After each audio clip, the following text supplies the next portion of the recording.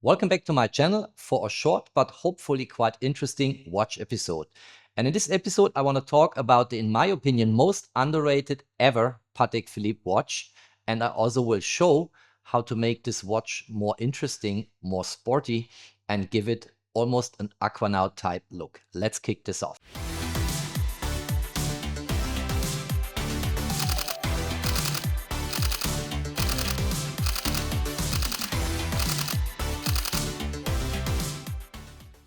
If you have not yet subscribed to my channel, please do so. Subscribe, hit the notification bell. It supports my work.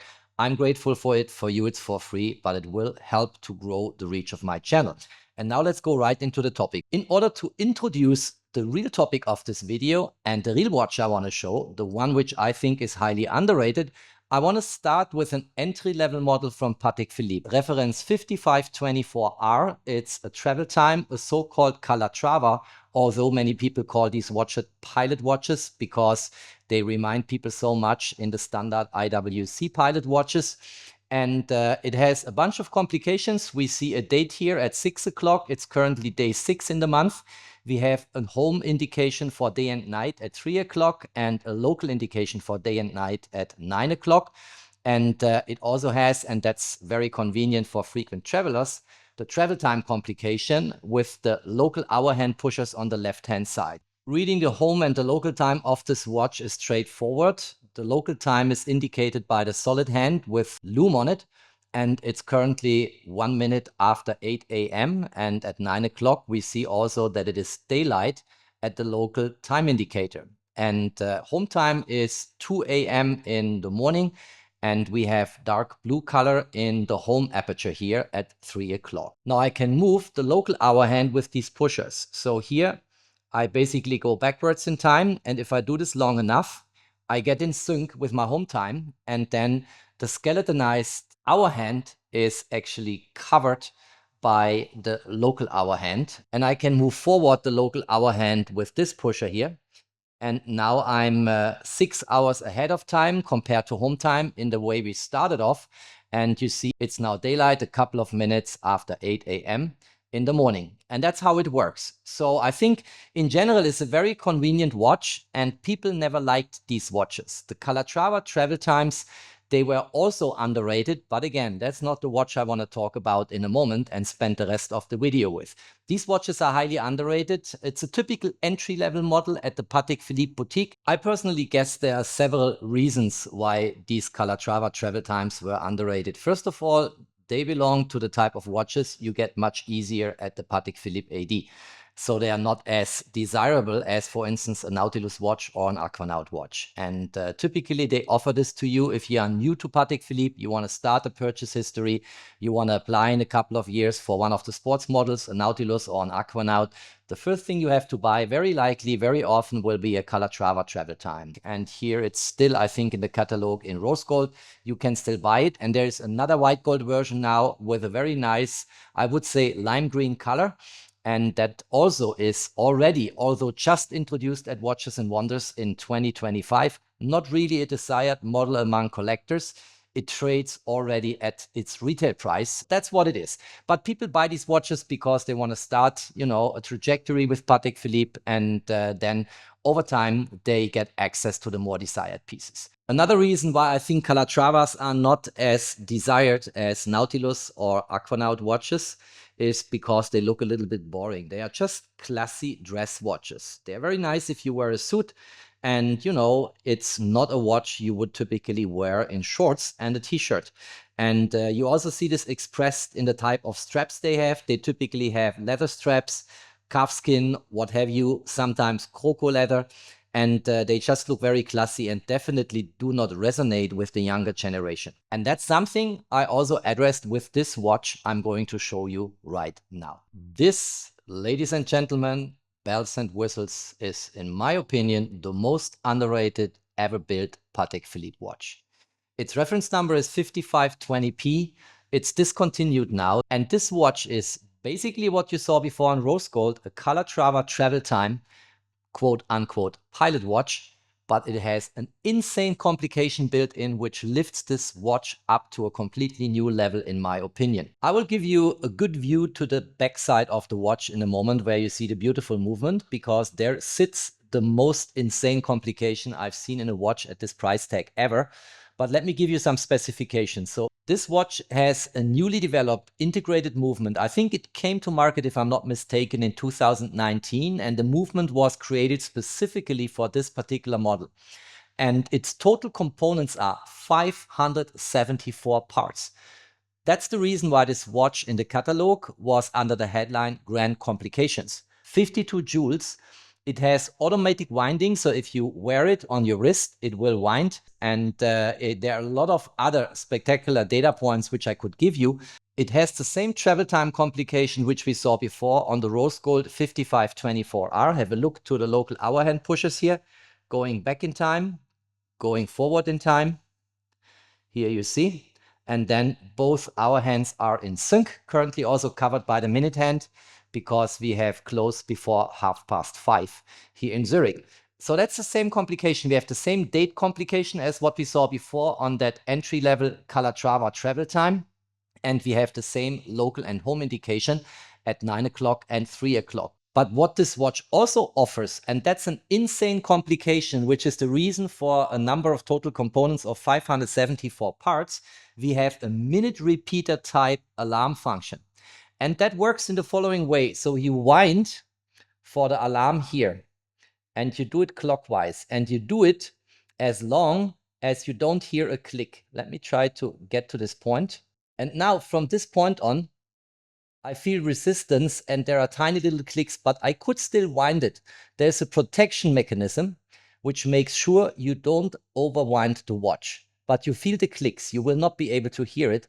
And now it's fully loaded and charged for the alarm function. And the alarm function works in the following way. If you go to 12 o'clock, you see two digital apertures. And if I pull out to position 1 this crown, I can change these numbers in a quarter of an hour steps. See here?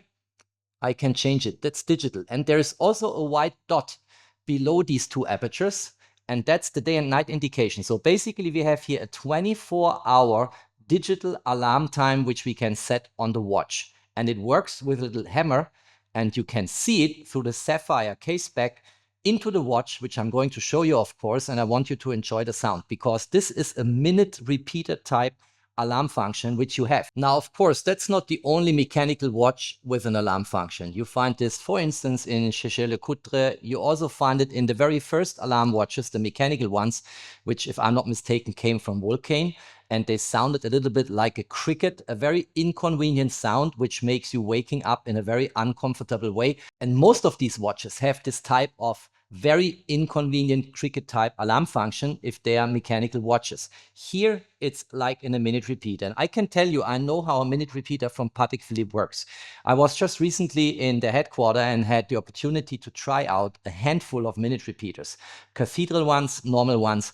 This watch here is absolutely brilliant how it sounds, and what I want to show you now is how this minute repeater type alarm sounds, and how the hammer is creating the noise, which wakes you up, not like a cricket type alarm in a mechanical watch, but in a very soft, smooth, comfortable way.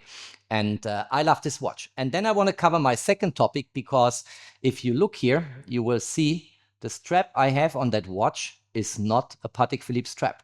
And that's something which I also want to quickly explain, because I mentioned before, I think the way Patek Philippe constructed straps for these pilot type watches is not what really resonates with young people. This watch here looks gorgeous on the wrist. And you can also easily wear this with a t-shirt and shorts at the beach. No problem at all. It just looks absolutely fantastic. I will show you in a moment. So here we go. That's the backside of the watch. And now wait, I just set the alarm in the way I demonstrated before. Look and hear how this sounds. Minute repeater type quality. Absolutely amazing.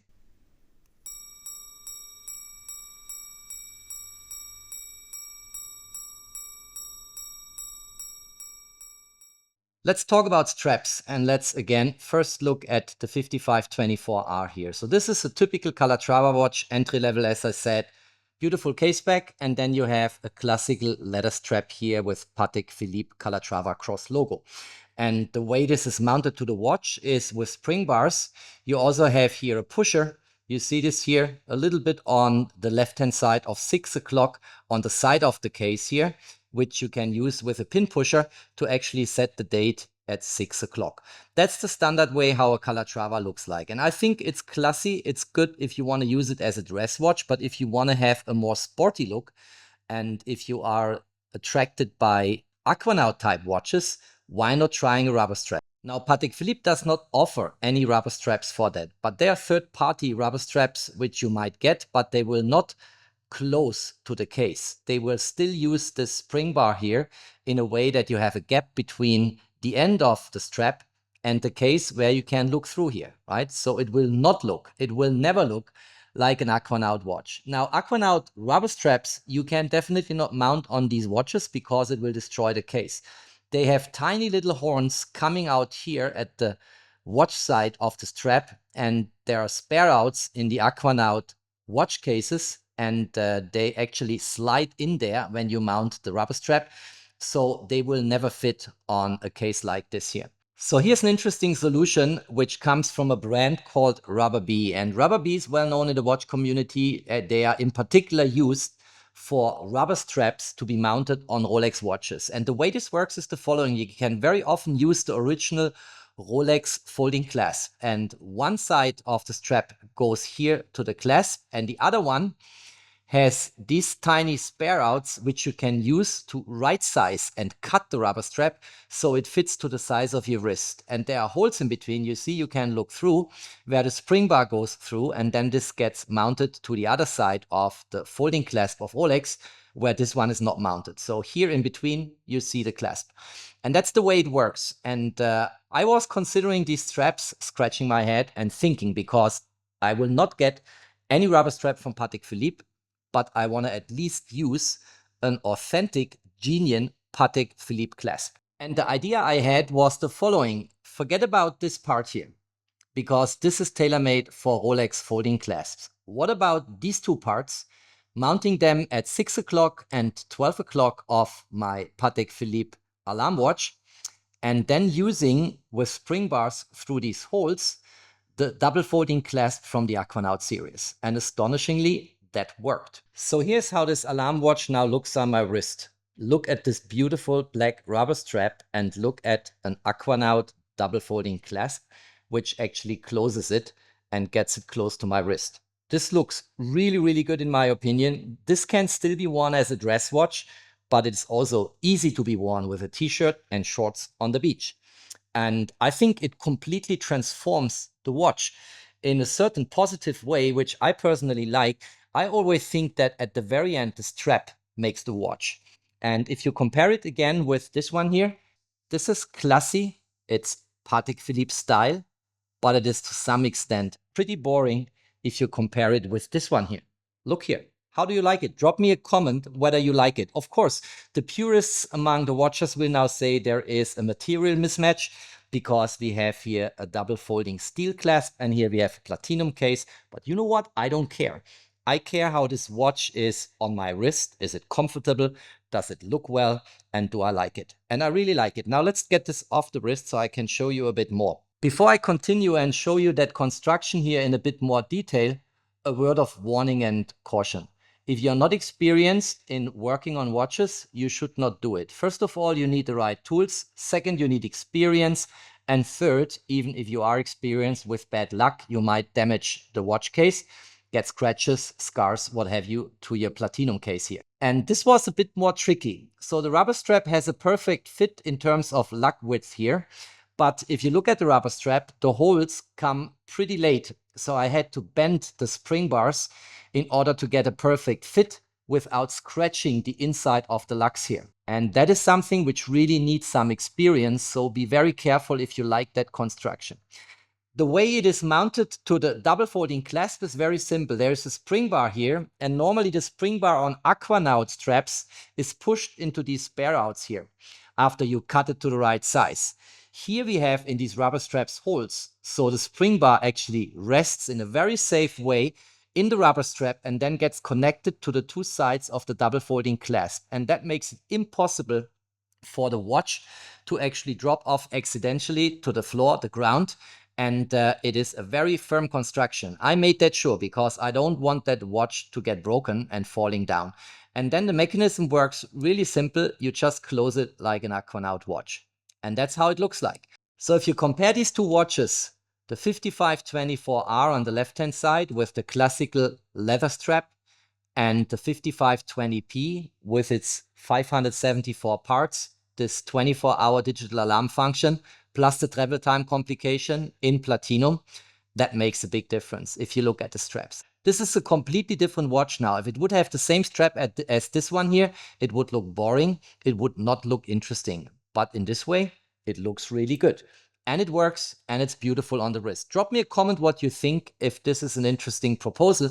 I would love Patek Philippe making dedicated rubber straps for these type of watches. I'm sure the whole Calatrava series would have been much more successful at first place if they would have offered other straps. Because, repeating myself, the strap makes the watch.